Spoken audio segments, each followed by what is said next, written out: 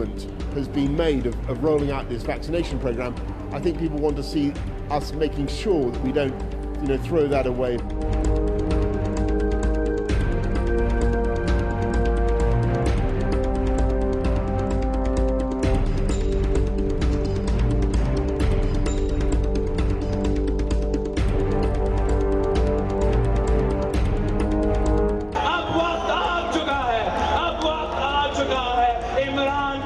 इमरान खान का घबराने का वक्त आ चुका है।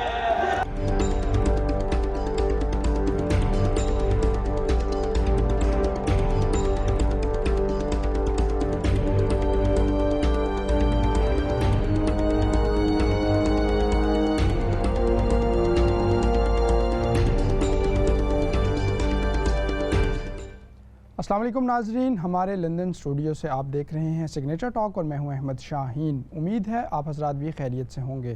प्रोग्राम में खुश आमदेद। नाजरीन, प्रोग्राम में हम यकीनी तौर पे पाकिस्तान के हवाले से भी गुफ्तगू करेंगे, लेकिन जो हमारा पहला हिस्सा है उसमें हम बात करेंगे यहाँ बरतानिया की, और ख़ास तौर पर जो बरतानिया में कोरोना वायरस की सूरत हाल है, ताज़ा तरीन अपडेट्स हैं उस हवाले से। ऐसे वक्त में जब बड़े पैमाने पे वैक्सीन रोल आउट जो है वो हो रही है, इस हवाले से खुसूसी सेंटर्स भी कायम किए गए हैं, लेकिन फिर भी रोज़ बरोज़ केसेस की तादाद में इजाफ़ा हो रहा है, नए केसेस सामने आ रहे हैं और बड़ी तादाद में लोग अभी भी इस वायरस की वजह से जाँ बहक हो रहे हैं। जब से ये वबा शुरू हुई, बरतानिया में तकरीबन 36 लाख से ज़ायद अफराद इससे मुतासिर हुए, जबकि 98,000 अफराद इसमें जाँ बहक भी हुए। यकीनी तौर पे अब बहुत बड़ी तादाद है, मुश्किल वक्त है ना सिर्फ मुल्क के लिए बल्कि ख़ानदानों के लिए, ज़ाती हवालों से भी, और हम दुआगो हैं उन तमाम अफराद के लिए जो इससे मुतासिर हुए। इस हवाले से बात करेंगे कि क्या सूरत हाल है ताज़ा तरीन मुल्क में कोरोना वायरस की, और वैक्सीन रोल आउट जो है वो कहाँ तक पहुँचा, आइंदा आने वाले दिन कैसे होंगे बरतानिया के लिए, और इस तमाम सूरत हाल में जो ज़ाती हिफाजती तदाबीर हैं वो कितनी ज़रूरी हैं। प्रोग्राम में मेरा साथ देने के लिए मौजूद हैं हमेशा की तरह मीर इकराम हुसैन साहब, हमारे पैनल का मुस्तकिल हिस्सा होते हैं, जबकि हमें स्काइप के ज़रिए से ज्वाइन कर रहे हैं डॉक्टर इमरान गौहर, माहिर तिब हैं, यहाँ इस्लाम चैनल पे तिब के हवाले से प्रोग्राम भी करते हैं। बहुत शुक्रिया, thank you very much doctor साहब, आप भी हमारे साथ मौजूद हैं। मीर इकराम साहब आप भी मौजूद हैं। डॉक्टर साहब आपसे आगाज़ करना चाहूँगा। डॉक्टर साहब, यकीनी तौर पे जो वैक्सीन है वो बड़े पैमाने पे लग भी रही है और पूरे मुल्क में उसका अमल जारी है, और साथ ही साथ जो तीसरा लॉकडाउन है मुल्की वो भी इस वक्त जारी है मुल्क में, और उसको ख़त्म करने की भी कोई तारीख़ नहीं दी गई, स्कूल्स भी बंद हैं। जब इतने सारा काम हो रहा है लेकिन फिर भी बड़ी तादाद में डेली बुनियादों पर हम देख रहे हैं केसेस आ रहे हैं सामने और उससे अमवात भी हो रही हैं, ऐसा क्यों है? देखें, thank you for inviting me first. I think जो इस वक्त सबसे बड़ा इशू है वो कोरोना वायरस के लास्ट फ्यू मंथ्स में जो हमें बदएहतियाती हुई है उसकी वजह से फैलाव बहुत बड़ा, और इसकी वजह से हम ज़्यादा से ज़्यादा हॉस्पिटल एडमिशन्स देख रहे हैं पिछले 2-3 हफ्तों में। फैलाव की वजह मुख्तलिफ हैं। एक तो वजह ज़ाहिर है, मैंने जैसे बताया कि पिछले महीने में जो बदएहतियाती हुई है क्रिसमस के दौरान, और उसके अलावा नया जो वेरिएंट है वो भी इसमें कुछ अपना रोल प्ले कर रहा है, जो कि पिछले वेरिएंट से थोड़ा ज़्यादा ट्रांसमिशन में तेज़ है और जल्दी ज़्यादा तेज़ है ट्रांसमिशन में, सो ज़्यादा लोग इसको कैच कर रहे हैं, और इसी की वजह से हम जो पॉजिटिविटी का रेट है वो ज़्यादा से ज़्यादा देख रहे हैं। इसके अलावा दूसरी जो चीज़ है वो हम इन्फेक्शन जो टेस्टिंग है वो भी बहुत ज़्यादा कर रहे हैं, तो ज़्यादा से ज़्यादा लोगों की टेस्टिंग हो रही है, ज़्यादा से ज़्यादा लोग पॉजिटिव आ रहे हैं। और जो हॉस्पिटल एडमिशन का इशू है, जो कि इस वक्त डेथ्स का, वो जो मैं देख रहा हूँ कम्युनिटी में, वो ज़्यादातर वो लोग हैं जो कि न्यू ईयर के टाइम पे या क्रिसमस के टाइम पे जिन्होंने कैच किया वायरस और उनकी तबीयत मज़ीद बिगड़ी और हॉस्पिटल्स में एडमिट है for the last few weeks. उन्हीं लोगों की अनफॉर्चुनेटली हम डेथ्स देख रहे हैं। ये combination of lot of things है। इसके अलावा हम अब ये जो सिलसिला है, ये अब सवाल ये है कि कब ख़त्म होगा। वजह यह है कि नया से नया वेरिएंट आ रहे हैं। बहुत मुश्किल है ये बोलना कि कब जाके पूरी सिलसिले को थमेगा, लेकिन still we are advising extreme care, because hospitals और कम्युनिटी में जो कोविड के पेशेंट की तादाद है वो इतनी ज़्यादा हो गई है कि it's overwhelming for the doctors in the community and the hospitals. जी डॉक्टर साहब, यकीनी तौर पे इस हवाले से मज़ीद गुफ्तगू भी करेंगे, जो मुख्तलिफ पहलू हैं, और वैक्सीन के हवाले से भी बात करेंगे। मीर इकराम साहब को भी शरीक करेंगे गुफ्तगू में। मीर साहब, गुज़िश्ता जो कुछ अरसा है तवातुर से ऐसी ख़बरें सामने आ रही हैं कि जो पुलिस ने बहुत सी ऐसी पार्टीज़ को रोका, बहुत सी ऐसी गैदरिंग्स को रोका जिसमें बहुत बड़ी तादाद में लोग शामिल थे, 150 अफराद भी शामिल थे, किसी जगह पे 400 अफराद तक की भी कुछ तकरीबात हो रही थी शादी की या दीगर हवालों से भी। तो हुकूमत भी मुसलसल ये आगाही फ़राहम कर रही है, बल्कि रिक्वेस्ट कर रही है बार बार लोगों से कि वो बड़ी तादाद में एक जगह पे जमा ना हों। जो आइसोलेशन के कवानीन हैं, जो मिलने जुलने के हवाले से कवायद मुतारिफ़ करवाए गए हैं, इस तमाम सूरत हाल में उसका ख्याल रखे। लेकिन फिर भी ऐसा क्यों है कि बाज़ लोग, यकीनी तौर पे सब नहीं, लेकिन बाज़ लोग अभी भी इससे बाज नहीं आ रहे और ना सिर्फ अपनी जान को बल्कि दूसरों की जानों को भी ख़तरे में डाल रहे हैं? बिल्कुल, ये भी एक बहुत बड़ा नुक्ता है कि इस तरह गैदरिंग्स की जा रही हैं। मुख्तलिफ गैदरिंग है, सिर्फ शादी ब्याह की या पार्टी की गैदरिंग नहीं है। कुछ मुख्तलिफ और गैदरिंग्स भी यूं ही नज़र में आई, तो एक्टिविटीज़ डिफरेंट है। लेकिन ये बात सच है कि कुछ लोग जिस तरह से पहले रेगुलर आदी थे बाहर जाने के और रोज़ उनको शाम को बाहर जाना है और एक दोस्तों का सर्कल है जिसका बैठना है, लेकिन वो सब बंद हो गया। अब बहुत अरसे से ये बदस्तूर चला आ रहा है, उसका नतीजा ये निकल रहा है कि लोग अब किसी न किसी अंदाज में इकट्ठा होना चाहते हैं और ये ऐसा खतरा है, नहीं होना चाहिए, जिसको हुकूमत ने मना किया है। कुछ कह रहे हैं आप? कुछ कह रहे हैं आप? जी जी, फरमाइए फरमाइए। मैं वही कह रहा हूँ कि ये जो सूरत हाल है, लोग तमाम चीजों के बावजूद, अब फैमिलीज हैं वो मिलती हैं, कोई अगर खानदान की गैदरिंग है और वो करना चाहते हैं, किसी की शादी ब्याह है, कोई रिश्ते का तय करना है या और मामलात हैं, और ये कई एक चीजें हैं। लेकिन जो समझदार हैं वो और जरिए इस्तेमाल कर रहे हैं, सोशल मीडिया है या और कोई टेक्नोलॉजी है, उसके थ्रू मीटिंग्स कर रहे हैं, खानदान में मीटिंग्स हो रही हैं। इवन किसी की बर्थडे पार्टी है तो वो भी अब जो है वो कोई टेक्नोलॉजी के थ्रू कर रहे हैं। लेकिन गैदरिंग्स हुई हैं इंग्लैंड में मुख्तलिफ शहरों में, उस पर पुलिस ने बाकायदा छापे मारे हैं, बाकायदा उनको लोगों को अरेस्ट भी किया, फाइन किए हैं और नतीजा ये निकल रहा है, कुछ तो समझ गए हैं लेकिन अभी भी ऐसे लोग मौजूद हैं यकीनी तौर पे, और उनको ख़ुद से रियलाइज़ करना चाहिए इस पूरी सिचुएशन को। यकीनी तौर पे मज़ीद गुफ्तगू करेंगे। डॉक्टर साहब, दोबारा से आपकी जानिब आऊँगा। आपने अपनी गुफ्तगू में इस बात की तरफ इशारा किया और हम देख रहे हैं मीडिया में भी ये रिपोर्ट हो रहा है कि NHS जो है और ख़ासतौर पर जो हॉस्पिटल्स हैं वो एक्सट्रीम इस वक्त प्रेशर में है, एक्सट्रीम सिचुएशन है वहाँ पे। इस हवाले से बताइएगा इसका क्या मतलब है? क्या जितनी कैपेसिटी है उससे ज़्यादा अफराद आ चुके हैं या जिस तरह से रेशो बढ़ रही है वो आ सकते हैं, और इससे पूरे जो हेल्थ सिस्टम है उस पर क्या असर पड़ेगा?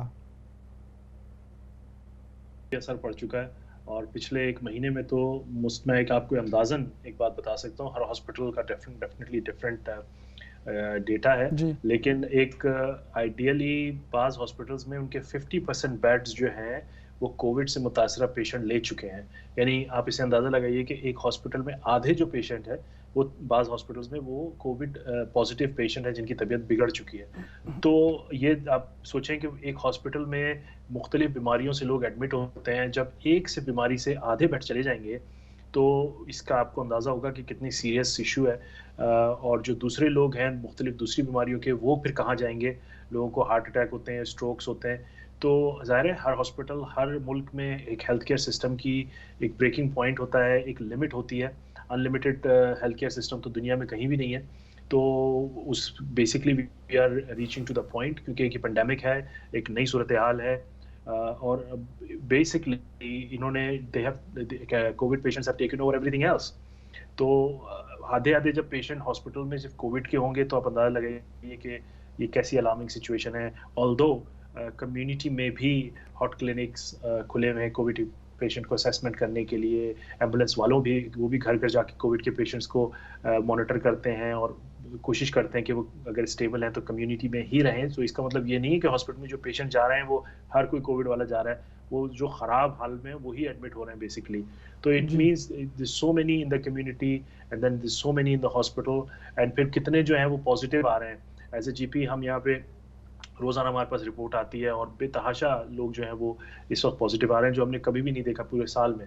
तो इससे आपको अंदाज़ा हो सकता है कि सूरत हाल कैसी है। और डॉक्टर साहब साथ ही साथ चूँकि वैक्सीन भी लग रही है और यकीनी तौर पे तिब्बी अमला ही इसको लगाने में मसरूफ़ होगा और वही तिब्बी अमला है जो कोविड पेशेंट्स को भी देख रहा है, तो ये बताइएगा कि क्या आपके ख्याल में, चूँकि आप फील्ड में मौजूद हैं, आपकी नज़र से ये चीज़ें गुजरती हैं, कैसी रफ्तार है इस पूरे अमल की? और हुकूमत की जानिब से बताया गया था कि फरवरी के वस्त तक 15 मिलियन अफराद को वैक्सीन लगाने का हदफ है। आपके ख्याल में क्या इतनी रफ्तार से काम हो रहा है ऑन ग्राउंड कि ये हदफ मुकम्मल कर लिया जाएगा?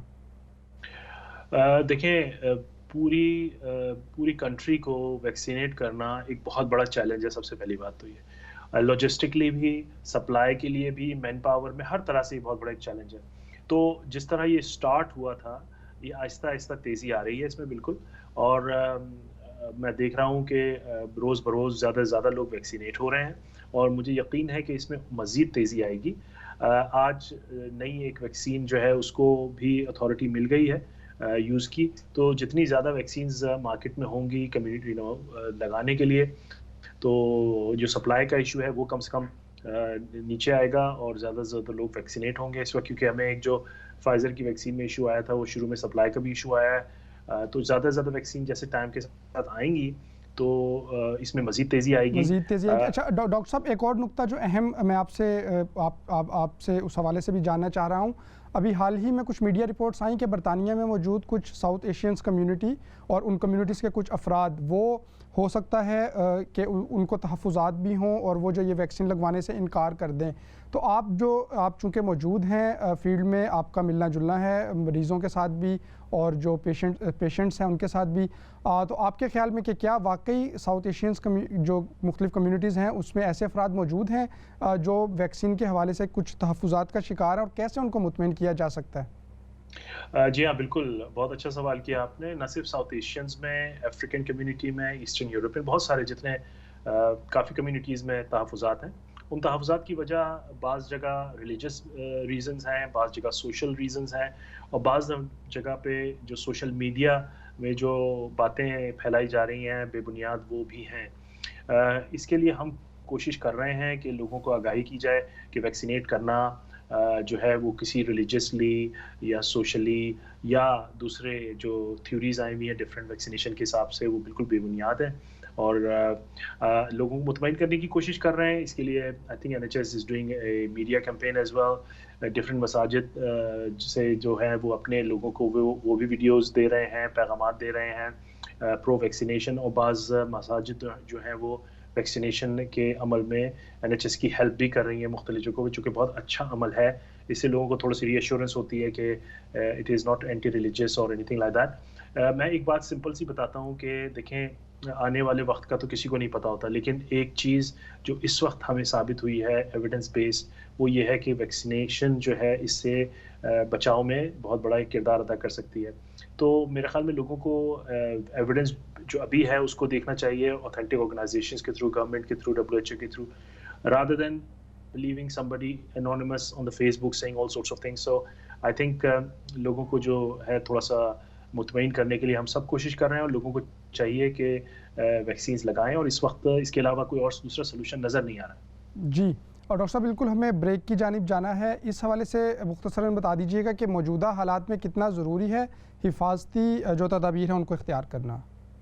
बिल्कुल, जैसे कि मैंने आपको पहले बताया कि infection rate is very very high right now, alarmingly high. Death rate आप रोज़ाना न्यूज़ में देख ही रहे हैं कि कितने लोगों की अमवात हो रही हैं, वो भी बहुत हाई है।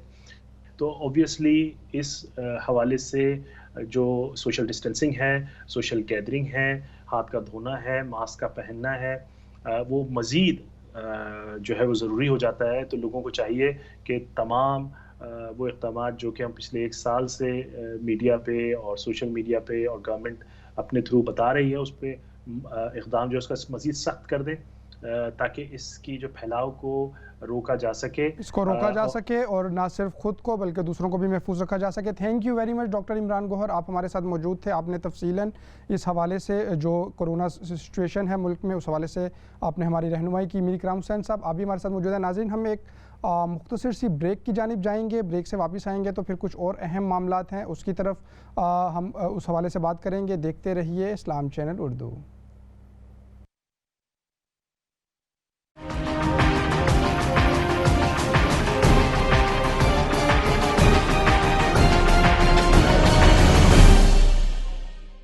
वेलकम बैक नाजरीन, प्रोग्राम सिग्नेचर टॉक में एक मरतबा फिर खुश आमदीद। नाजरीन, प्रोग्राम के इस हिस्से में हम बात करेंगे पाकिस्तान के हवाले से, पाकिस्तान के सियासी मंजरनामे की। पाकिस्तान में जो अपोजिशन जमातों का हुकूमत मुखालिफ इत्तेहाद है PDM के नाम से, वो वजूद में आया, पाकिस्तान डेमोक्रेटिक मूवमेंट, और उसमें तकरीबन तमाम ही काबिल ज़िक्र जो अपोजिशन पार्टियां हैं वो भी शामिल हैं और कुछ इलाकाई जमातें हैं वो भी उसका हिस्सा हैं। इन्होंने अपने आगाज़ के बाद तवातुर से मुख्तलिफ़ जगहों पर बड़े इज्तिमात किए, उसमें तुंदो तेज़ बयानात भी दिए गए, बड़े बड़े दावे किए गए, बहुत सख्त तकारीर भी की गई।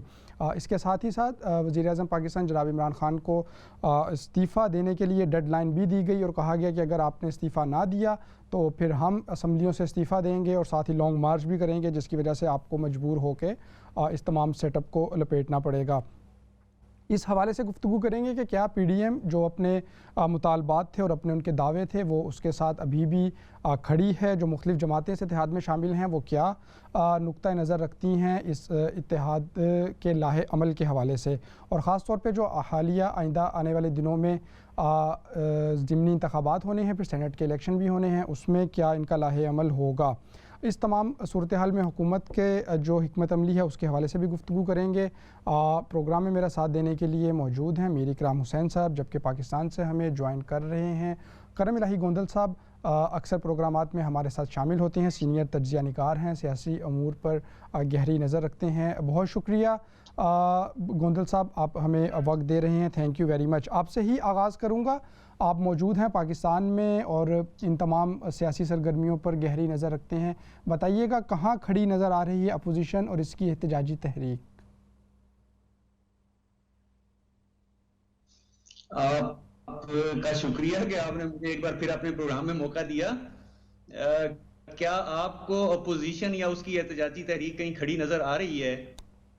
आप ये देखें कि 2 महीने पहले इन्होंने शुरू किया कि लॉन्ग मार्च करेंगे, इमरान खान से इस्तीफ़ा लेंगे, फिर उसके बाद ये अपने इस्तीफ़े देने पे आ गए, उसके बाद जो है ज़िमनी इलेक्शन में हिस्सा लेने पे आ गए, फिर अब आज जो फैसला हुआ मुस्लिम लीग नून ने कि हम सेनेट इंतखाबात में भी हिस्सा लेंगे, तो इस्तीफ़े तो फिर कहीं बहुत पीछे रह गए, ना इस्तीफ़ा लेने की बात ना देने की बात।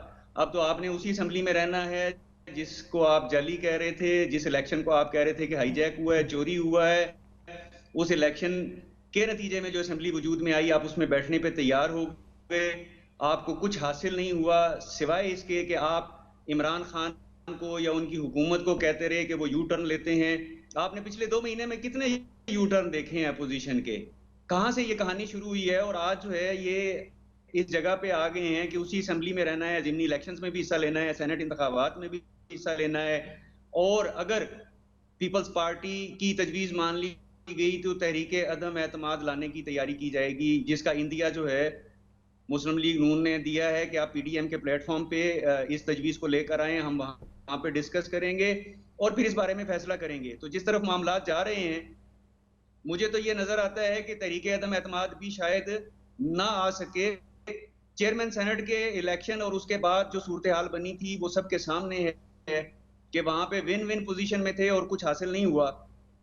तो कौमी असेंबली में तो 12 जो है वो अददी बरतरी हुकूमत को हासिल है और हुकूमत के इत्तेहादी जो है वो गाहे गाहे अपनी नाराजगी का इजहार करते हो, अपने तहफ़्फ़ुज़ात का इजहार करते हो, लेकिन वो हुकूमत के साथ खड़े नजर आते हैं जब भी कोई अहम मौका आता है, जब भी कोई वोट देने का मसला आता है।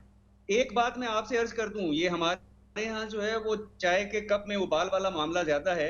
अभी हाल ही में एक इंकशाफ हुआ था कि भारत से जो है वो एक फेक न्यूज का नेटवर्क चल रहा है। पहले फॉल्स फ्लैग ऑपरेशन होते थे, फिर जो है वो एक फेक न्यूज नेटवर्क आ गया और उस बारे में एक बड़ी तफसीली रिपोर्ट आई। मैं पूरे यकीन के साथ आपको कह सकता हूं कि पाकिस्तान में भी एक फेक न्यूज नेटवर्क चलता है।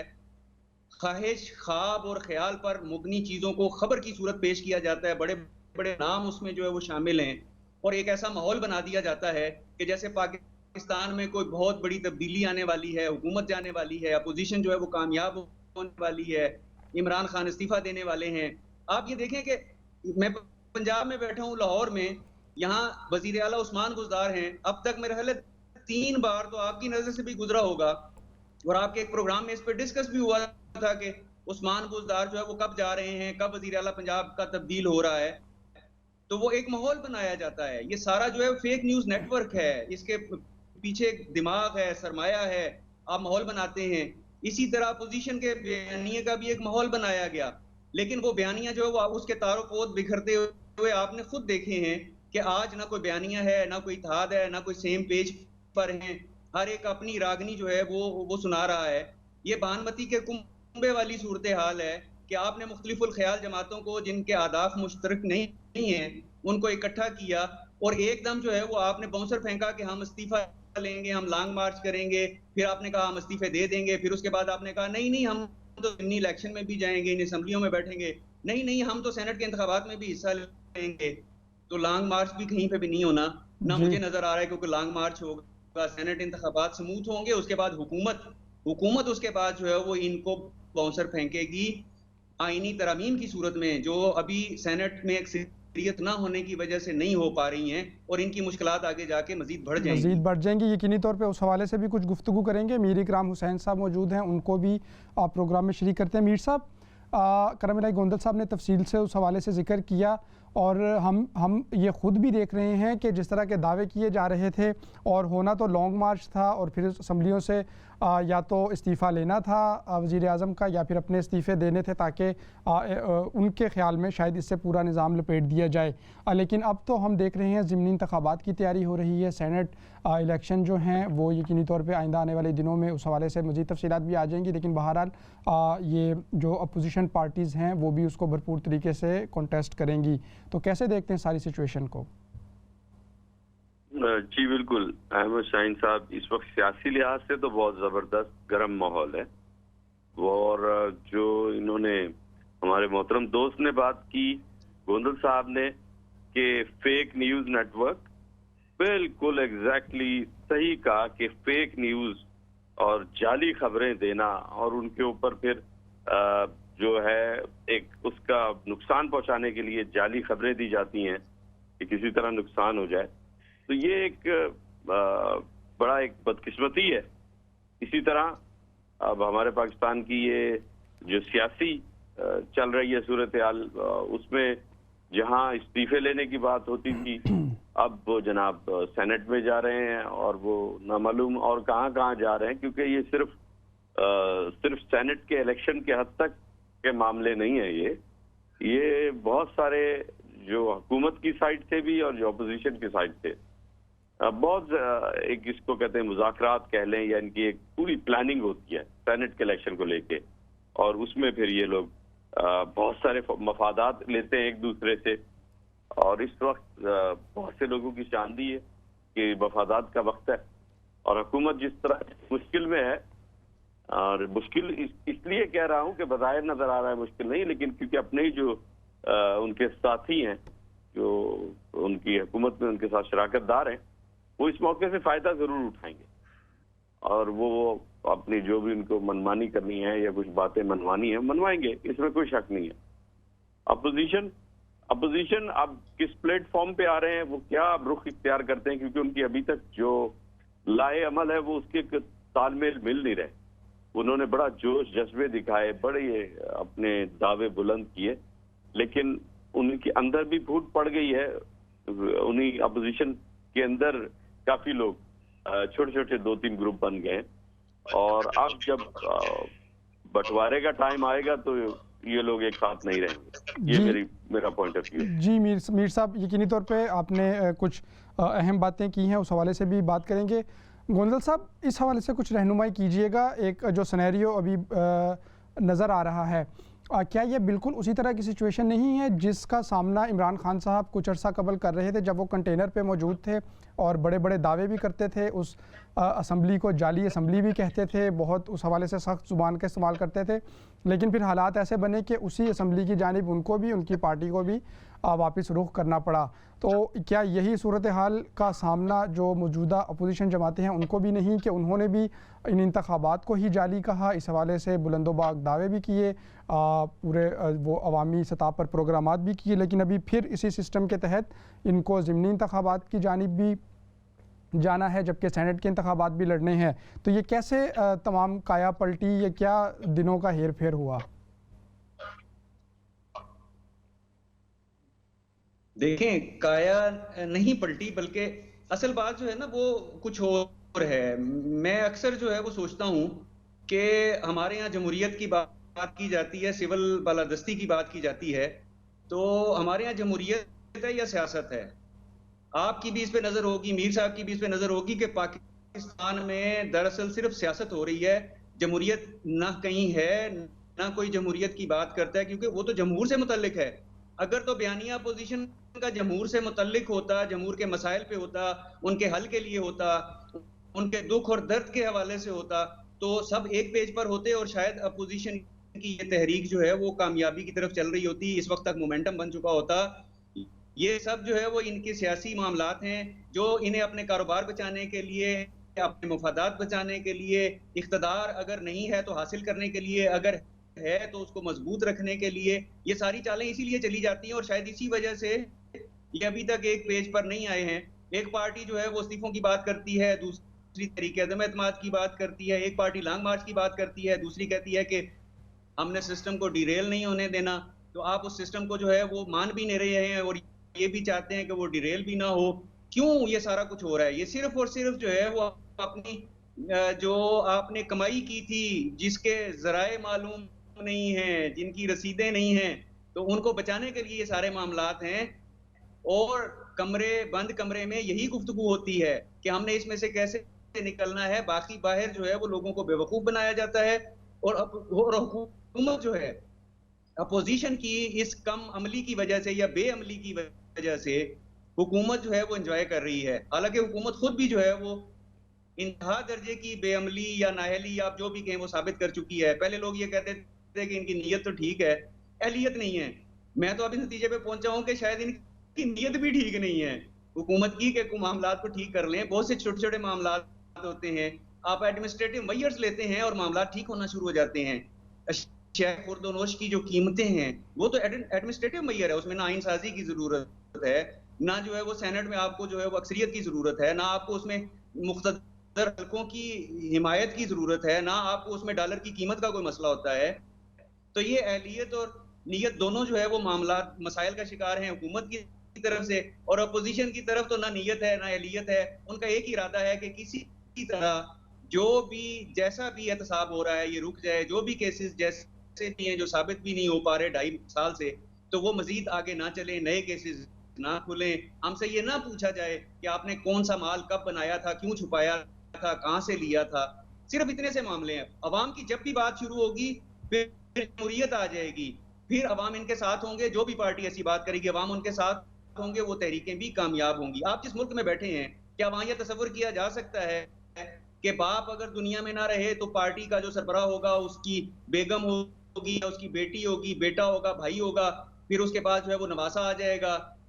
यहाँ तो वहां, क्योंकि वहां जमहूरियत है, यहाँ पे सिर्फ सियासत है, सियासी राजवाड़े हैं, जमहूरियत है नहीं है, ना कोई तहरीक चल सकती है, ना कामयाब हो सकती है। और जो आपने पहली बात की कि क्या इमरान खान जिस सतह पे लेकर गए थे मामलात को और फिर वापस उनको पलटना पड़ा उसी असेंबली में, तो अपोजिशन के साथ भी यही हो रहा है, बिल्कुल यही हो रहा है। क्योंकि आप कभी भी इंतहा पे जब आप जाते हैं तो इंतहा पे जाके आपने वापस पलटना है या अपना नुकसान करना है। इन्हें नजर आ गया कि आगे हमारा नुकसान हो जाना है, इसलिए बेहतर ये है कि हम वापस पलट आए। बयानिया भी खत्म हो गया, उसका जनाजा निकल गया, अवाम का जनाजा ऑलरेडी हुकूमत ने निकाला हुआ है। जी, थैंक यू वेरी मच करम साहब, साथ ही रहिएगा।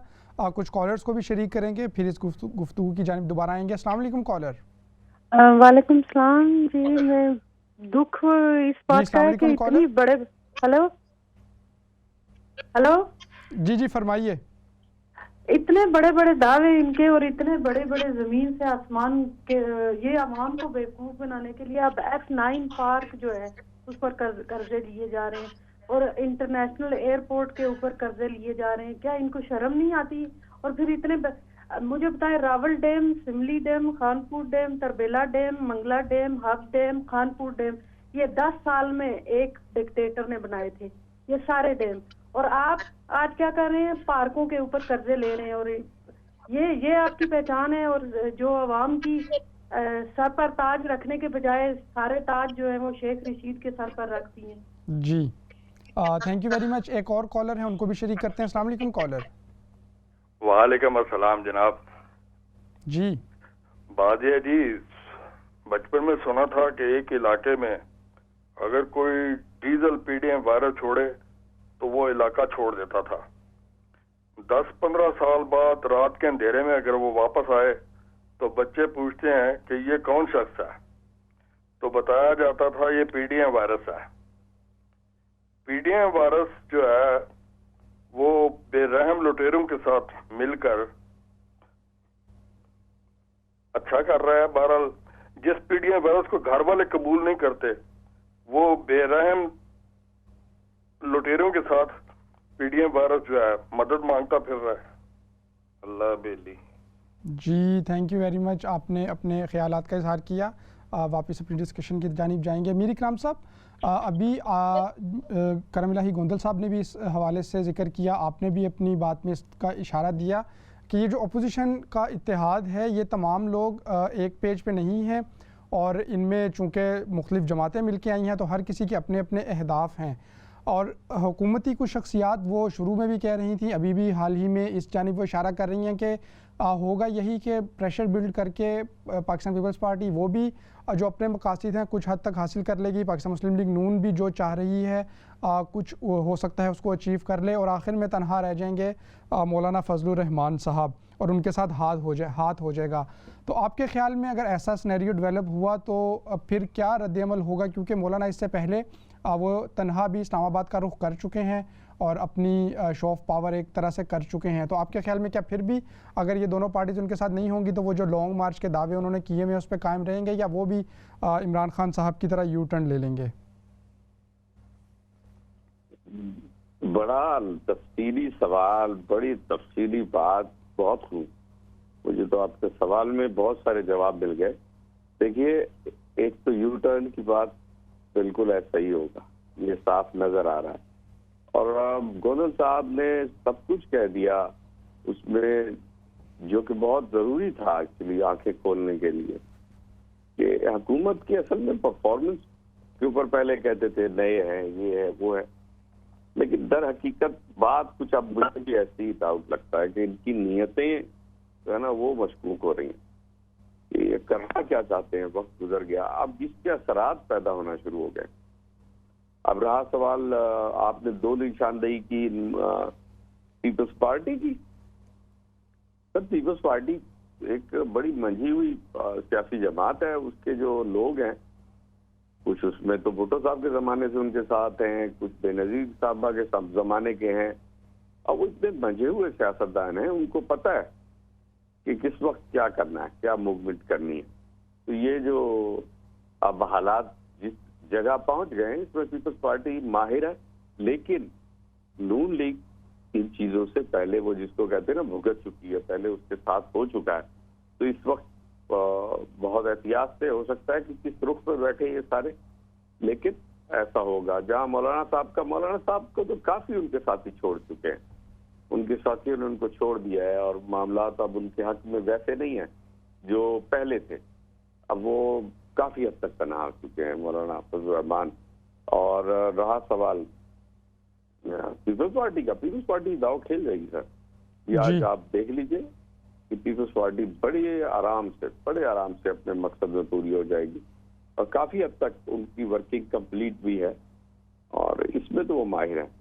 अब अगर आप पाकिस्तान की ओवरऑल जो जैसे कहा कि जमहूर और या आवाम का हाल देखें तो यकीन कीजिए कि आवाम दिन ब दिन मजबूर हो चुकी है इन हुकूमत की जो नाअहली कह लें या इनकी नामालूम कौन सी पॉलिसीज है जो आज तक किसी की समझ में नहीं आई है, किस दुनिया की पॉलिसी लेकर आए हैं ये, और ये कब अपनी जगह से हिलेंगे ये वापस जाके कंटेनर पे बैठेंगे, कुछ समझ नहीं आता इनका। जो अवाम की जुबान है वो बोल रहे हैं हम कि जिस जगह चले जाएं वो यही कहते हैं कि हमें एक सिंगल काम बता दे जिस हुकूमत ने किया हो, जिस पे शर्म आती है कि ये ऐसे नहीं होना चाहिए कि अवाम को थोड़ा बहुत तो पता हो कि इस हुकूमत ने कुछ किया भी है और कुछ हद तक तो रिलीफ मिले और किसी शोबे में तो मिले यकीनी तौर पे।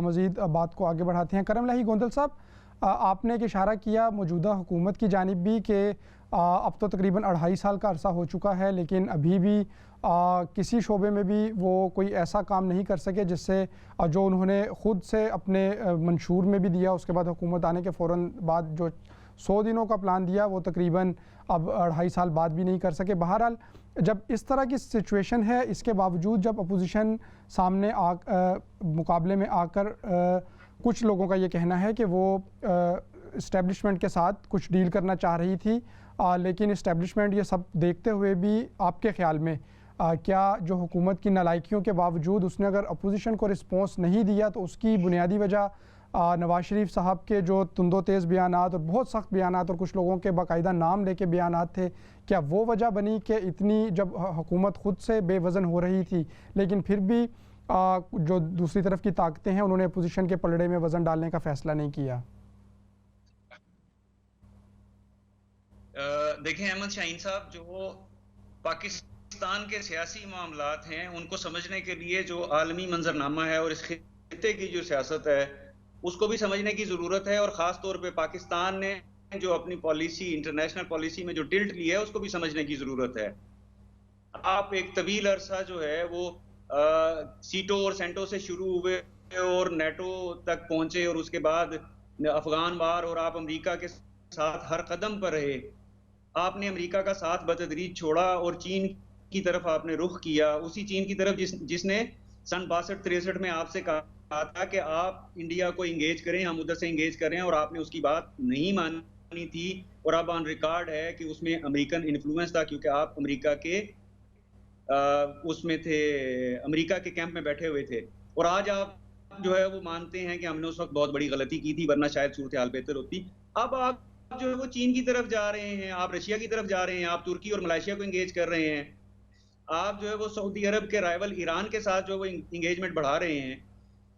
तो इनके कुछ तकाजे भी हैं जो मुल्क के अंदर आपको इंप्लीमेंट करने हैं, और इसी की तैयारी जो है वो पिछले 6-8 साल से जारी थी कि पाकिस्तान में बतदरीज सिस्टम को बेहतर बनाना है, करप्शन फ्री सोसाइटी हमें चाहिए, आपको अपना निज़ाम ऐसा बनाना है कि कोई करप्शन ना कर सके और सिस्टम जो है वो बेहतर हो।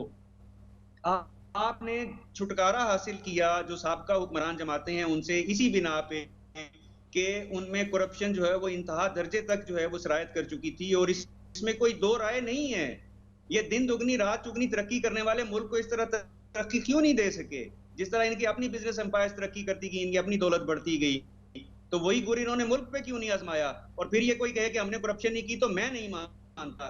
ईमानदारी से, दयानतदारी से बहुत से लोग काम कर रहे होते हैं। एक नस्ल काम शुरू करती है, 2-3 नस्लों के बाद जाकर जो है वो उनकी 1 से 2 फैक्ट्रियां लगती हैं। यहाँ जो है वो सालों के अंदर जो है वो दर्जन फैक्ट्रियां लग जाती हैं। तो उनसे जान छुड़ानी थी, क्योंकि पाकिस्तान जो है सी पैक का हिस्सा बना, चाइना आपके साथ आया, उसकी इतनी बड़ी इन्वेस्टमेंट है, वो उसको डबो नहीं सकते कि आपका जो है वो एक पुल सी पैक के रूट पे है, करप्शन की वजह से वो नाकस मटेरियल से बना, 4 काफिले गुजरे और पुल गिर गया। या आपकी करप्शन के जो पैसे हैं वो कालादम तंजीमों को मिले और उन्होंने जो है वो सी पैक के कन्वाय पे हमले शुरू कर दिए। क्या साबिक हुक्मरान जमात में आपको वो लोग मालूम नहीं है जिनके कालादम जमातों के साथ रवाबत थे? उनकी मुलाकातों की फुटेजेस तक मौजूद हैं, उनकी गुफ्तगू जो है वो लीक हो चुकी है। तो ये सारी चीजें हैं। सिनेरियो के बाद आप तब्दीली सरकार तक पहुंचे। उम्मीद ये थी अवाम को भी और शायद मुख्तदर हलकों को भी कि ये मामलात को संभाल लेंगे। बरतानिया की बात करते हैं, कोई शैडो कैबिनेट बनाई होगी, कोई पॉलिसी मेकिंग इन्होंने पहले से की हुई होगी। बाद में जब पिटारी खुली तो पता चला कि ये तो जो है वो उनसे भी गए गुजरे हैं। तो अब वापस आप नहीं जा सकते, अब आगे जाना है। आगे जाने का रास्ता क्या है वो भी समझ नहीं आ रहा है। शायद कोई मिली जुली सरकार वाली सूरत आ जाए कि कुछ लोग जो है वो पीपल्स पार्टी से ले लें, कुछ PMLN से ले लें, कुछ उसके साथ जो है वो PTI से ले लें, तो एक मिली जुली सरकार बना के कुछ अरसे के लिए जो है वो ये सिस्टम को आगे ले जाएं, ता वक्त के आइंदा आम इंतखाबात का वक्त ना आ जाए। उससे पहले कोई नए इलेक्शन नहीं हो सकते, 2023 से पहले कोई नया एंडेवर नहीं हो सकता है। इन हाउस चेंज भी मुझे नहीं लगता, क्योंकि साउथ पंजाब से रखने वाले PTI के एक बड़े सरगर्म रहनुमा हैं, वो उससे पहले किसी और जमात में थे। उन्होंने कोशिश की, कुछ लोगों को पैगामात भी भेजे कि मैं मामला संभाल लूंगा, मेरे जो है वो दोनों जमातों से, जो अपोजिशन जमातें उनसे अच्छे रवाबित हैं, फलां खानदान भी मेरे साथ है, फलां खानदान भी मेरे साथ है। लेकिन जो है वो उनकी दाल भी मुझे गलती नजर नहीं आ रही है। जैसा भी सिस्टम है इसी को मेरे ख्याल में चलाया जाएगा, ता वक्त के आइंदा इंतखाबात ना आ जाएं, और उस वक्त तक शायद कुछ सिस्टम में कुछ तब्दीलियां लाई जाएं सेनेट में अक्सरियत हासिल होने के बाद आइन साजी हो, कुछ बेहतरी आ जाए शायद। जी अच्छा करम साहब, इसी हवाले से पूछना चाह रहा हूँ, ये जो आपने आखिर में फिर इशारा किया, इसमें कुछ तफसील से बताइएगा कि सेनेट इलेक्शन तो अब यकीनी तौर पे बिल्कुल सर पे हैं और उनको होना भी है, और जो इससे पहले हम देख चुके हैं और अब तो वैसे भी अददी बरतरी नहीं होगी अपोजिशन के पास। इससे कबल जब तहरीक अदम एतमाद आई थी सेनेट चेयरमैन के ख़िलाफ़, तो उस वक्त जो हुआ तमाम वो भी हमारे सामने मौजूद है, लेकिन अब सेनेट इलेक्शन हो जाते हैं और हुकूमत को बरतरी हासिल हो जाती है, वाज़ेह बरतरी, तो उसके बाद किस तरह की चेंजेस लेके आई जा सकती हैं और क्या इम्पेक्ट पड़ेगा उससे मुल्की सियासत पर भी और ख़ास तौर पर डेवलपमेंट के हवाले से? देखें, सबसे जो मुझे इम्पोर्टेंट जो नजर आ रहा है वो ये नजर आ रहा है कि वफाक के पास सरमाया जो है वो कम होता जा रहा है। जो फेडरल डिविजिबल पूल होता है, जो एनएफसी अवार्ड के तहत सूबों को हिस्सा मिलता है, 18वीं तरमीम के बाद वो बहुत ज्यादा हिस्सा सूबों का बढ़ गया। वफाक के पास जो अपने जारी अखराजात होते हैं, जिनको अखराजात जारिया कहते हैं, वो पूरे करने के लिए भी पैसे नहीं बचते। जो तरक्याती मंसूबे बड़े बड़े होते हैं, जो आप अवाम को दिखाते हैं, अवाम की सहूलत के लिए भी होते हैं और दिखाते भी हैं कि ये हमने काम किए हैं, तो उनके लिए भी पैसे नहीं होते। तो एक तो जो है वो ये एनएफसी अवार्ड और 18वीं तरमीम पे जो कुछ ना कुछ रद्दोबदल होना है, मुझे नजर आ रहा है कि वो होना है। दूसरा, उसके साथ साथ जो एहतसाब का निज़ाम है और अदालती जो निज़ाम है, इसके हवाले से कुछ तरमीम जो है वो तैयार की गई हैं।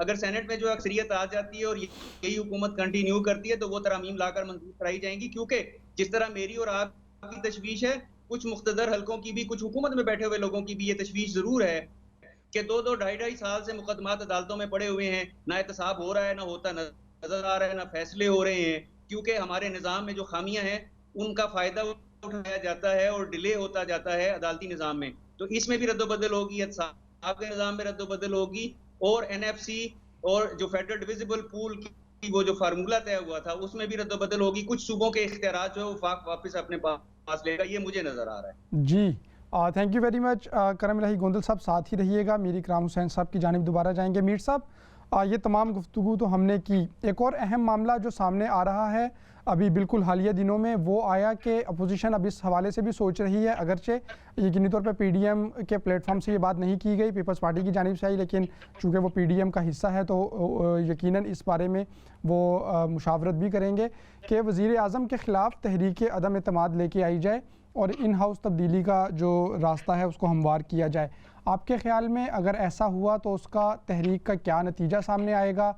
जो गुज़िश्ता सेनेट चेयरमैन के ख़िलाफ़ एक तहरीक अदम एतमाद आई थी, उसका फ़ैसला भी हम सब लोगों के सामने है, तो आपके ख़्याल में क्या इससे कोई फ़ायदा पहुँचेगा अपोजिशन को ये तहरीक अदम एतमाद लाने से?